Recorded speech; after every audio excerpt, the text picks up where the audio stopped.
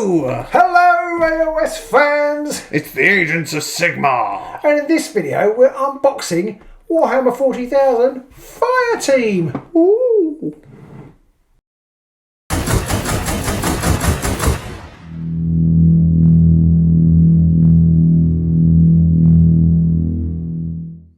I'm quite excited about this one, Pete.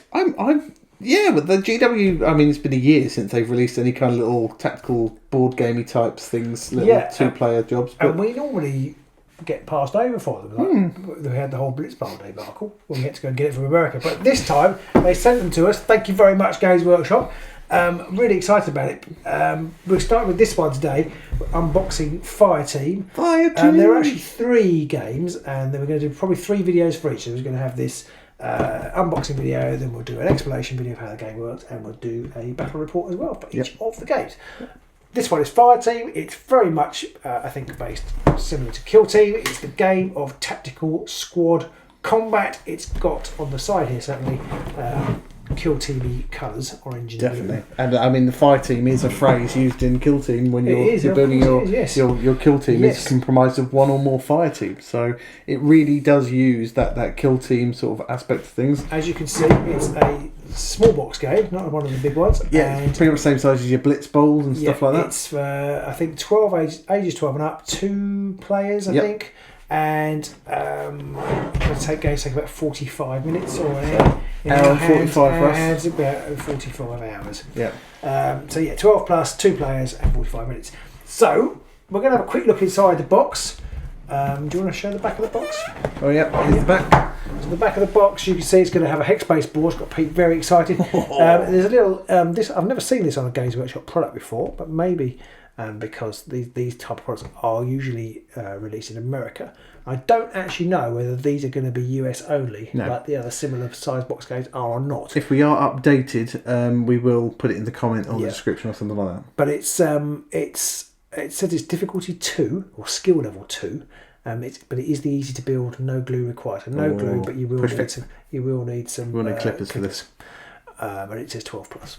So inside the box there are 5 assault intercessors, 10 Necron warriors, 3 Necron catapix Scarab swarms, 1 double-sided game board, 1 20-page rulebook, not 100-page rulebook, 14 dice, 22 data cards, 6 stratagem cards, 12 mission cards, 12 targets of opportunity cards, 12 special issue wargear cards, which is moving away slightly, and 18 special operations cards, and an incredible 85 tokens. Right, well, let's crack this bad boy open. One interesting thing straight away is it's slightly...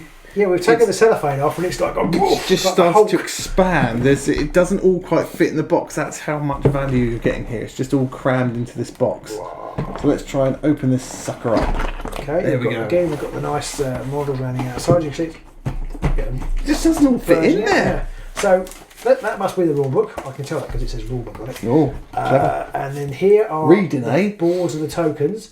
So should we open these and then come back? Yeah, let's come back. Let's move that out of the way a moment. Well, why don't we look at those? Okay, let's look at those first. So here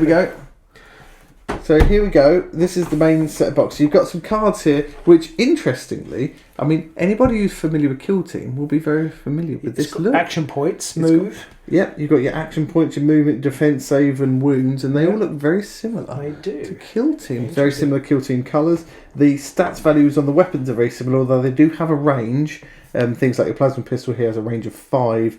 But the same sort of principle applies where you have attack dice and hit values and things like that. Interestingly, you do get cards in this. This has got the Assault Intercessor Squad Gideon. And I'll put these with the cellophane bits and we'll open those in a minute. We've got some more cellophane cards, we'll look at those in a minute. There's a little plastic layer that comes out, which is quite funky. Yeah, and then we've got some beautiful plastic. So you've got your Intercessor Marines and they are bright blue, so you don't have to paint these if you don't want to, because you can tell who is who on the board. The Necrons are a double set of silvery ones. I don't think I've seen this silvery plastic one. I don't think I have either. I'm not sure whether they... and you've got different options on here. For anybody familiar with Necronage, you've got different versions of weapons that you can give them, like double... There's the new version of the Necron warriors have double barrel weapons and single barrel weapons. They do just like different things. So you get 2 sprues for those in there, which is very cool. You've got a plastic tray. It's got spaces for your tokens and things, I think, which is quite cool. And then I'm not going to pick these up because they rattle unbelievably. You've got the bag of bases and a bag of dice just to finish off. There's another those are nice chunkier dice. They're big, better than some of the other ones. They are better than like the Kill Team ones, so I'm liking that. So that's what you get there models wise. Now, as was said, these models are all push fit, and I think these are the Necron models that came in the 40k box, weren't they? Probably in the 40k starter set. And I think the Space Marines are as well, and they're all push fit. So all push fit. Very interesting right, there. We're going to take this cellophane off, and then we'll be back in 2 Shakes of a Lamb's Tail. So here's the rule book then. As you can see, it's pretty flimsy. I haven't read it. We've only literally just opened it, but we've had a quick flick through. Interested to see you'll be playing campaigns in this game. It's very similar in style. It talks about turning points like Kill Team. So it clearly is like the son of Kill Team. It is, I think it's kind of like a broken down Kill Team version with campaigns and turn sequences, stat cards, all of that kind of stuff. You've had to set up your game. Looks like you're going to set up in opposite corners of the board, which we'll look at in a minute. It looks like a really fun game. You've got the same 4 phases. You've got turning points. You've got initiative phase, strategy phase, firefight phase. It's pretty much the same phases as Kill Team. So it is like a mini Kill Team. At the back here, you've got weapons rules and a reference sheet, which is quite handy. And then just before that, got how to put the models together. It's all push fit, nice and easy. Looks fairly straightforward. The tokens are all here. They're pretty good cardstock. They're all kind of fixed in by one another. So as soon as I push one, they'll all fall out. But yes, and interestingly, you've got things on here that are marked with either explosive devices. Ooh, yes. On the back side of it, though, it's like a Necron marker symbol. So there's different stuff in here, and then I think those are wound tokens down the bottom there. We've got Lady Harrow's. For those of you who play Warhammer. It does very much look like the Lady Harrow's sort of timepiece for their warband icon. Yeah. So there you go. That's the cards, and then the board, which you can see here, which is the hexes are smaller than your Underworlds board, but it's a nice size. Yeah. It doesn't take up too much space, and it's double sided as well. So you've got the green side, but then you've got this other sort of red side, which is less Necron-y and more general sort of battleground, and there's a reason for that, which I was quite interested in when I opened the pack. I was genuinely surprised by this unboxing. So in here you also get a selection of cards which has your stats, which we did talk about before. You have your stat cards here. I was just going to say they move 3 in Space Marine, so it's like 1, 2, 3, 4, 5, 6, 7, 8, 9, 10, 11, 12, 13. So you Another thing before I go on to stat cards, which is probably very similar to Underworlds, is you do appear to have blocked hexes and what appear to be lethal hexes or something like that. Some are marked in red, which maybe do damage to you, and you've got some which are grey, which you probably can't see through or shoot through and stuff like that. Now, you've got stat cards like this one here for a Space Marine and Assault Intercessor, but when I opened this, I was even more surprised. Got very excited. Very pleased to see the fact that you have other fighters' cards. And I think this is the way forward for GW. They want you to buy their miniature range, but you have got fighter cards for what warbands have we got? What gangs and or kill teams, fire teams have we got? I think so. You've got the Assault Intercessor squad, your Space Marines with your 5 lads there. So that one's fairly obvious. You could see that one coming. You also have the Deathless Destroyers, which is another one for the Necrons. You've also then got, as well as those 2, you've got these 4 other warbands, 4 different choices. You've got the Flickering Blade for some Harlequins, which is quite a left field one. I didn't think they'd do something like that. Harlequins? Yeah, you've got Stealth Team Quick Strike. You've then got the 55th Capic Eagles for some from Scions. Oh, sorry, I thought they were Krieg for a moment, but they're Scions. They're Scions. And you've got Git Crusher's Bad Lads. You've got some Orcs in there as well. Whoa. Like you say, Robin, I think this is a fantastic idea for GW to do.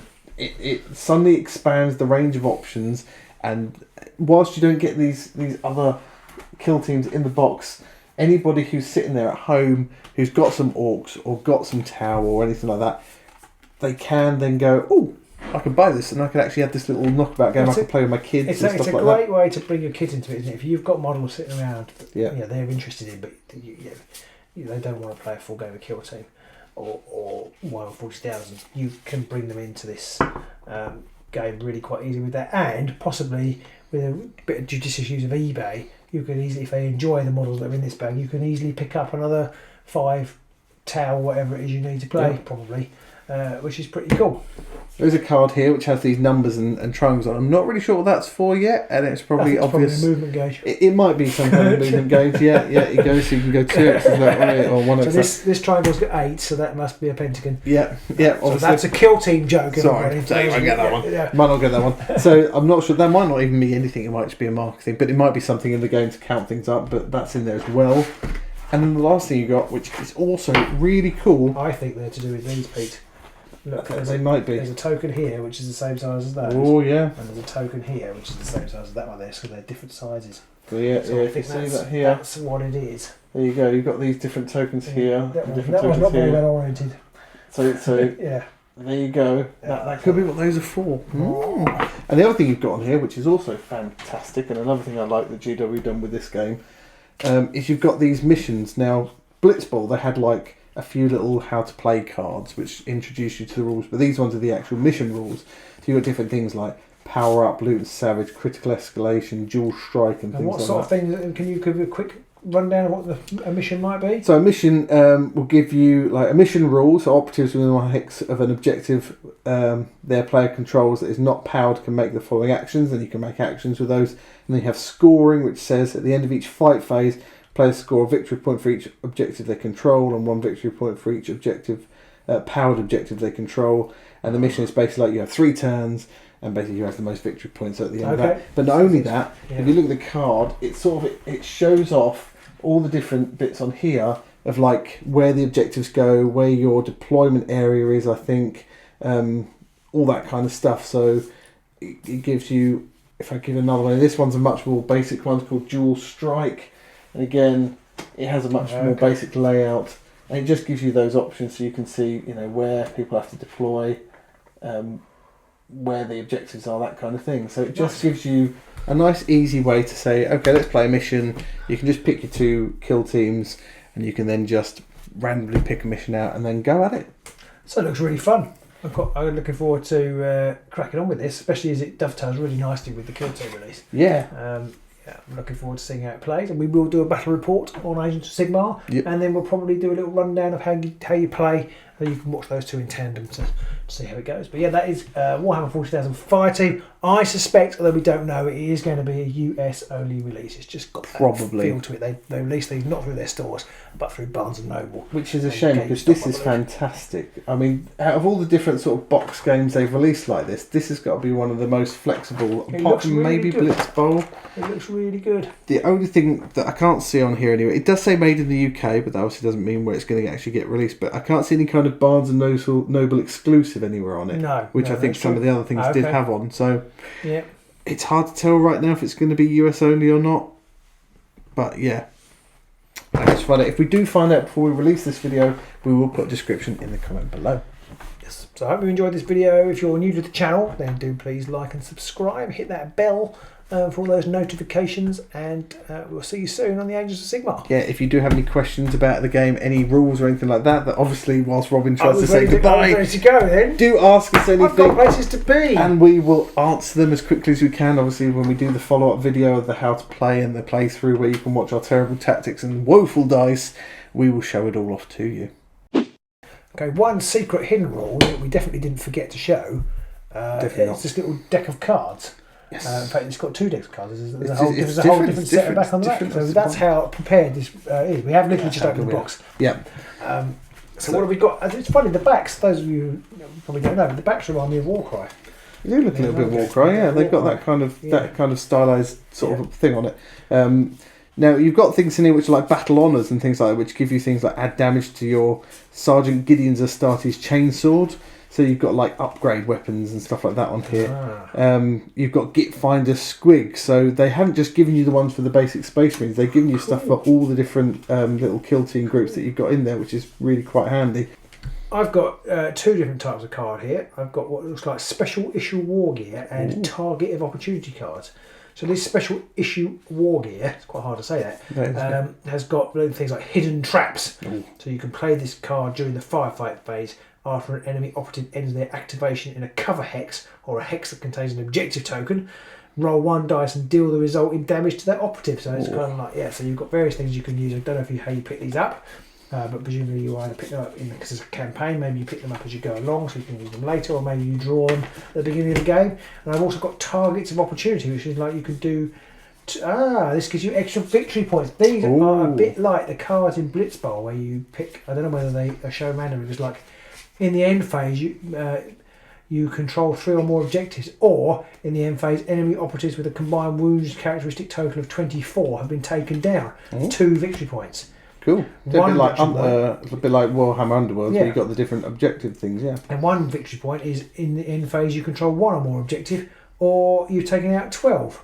Now that's called Take the High Ground. Really? I have the high ground, Pete. Yeah. And I realised that I had, when I was listing these off, I had battle honours, but I also have things like command assets, which give you more APL instead of, you have 3 action points instead of 2, so you can do more stuff. Along with that, I've also got, I saw in here, so command assets, which give you things like, whilst this operative is on the battlefield, you can activate certain things in sort of different orders and stuff like that. So, cool. Just some just handy little extra bits again to just make it not so you're just doing the same thing each time. I've got one thing to say to you. What's that? Take cover! Ah! So there we go. You can say goodbye now, Robin. Goodbye now, Robin. Bye.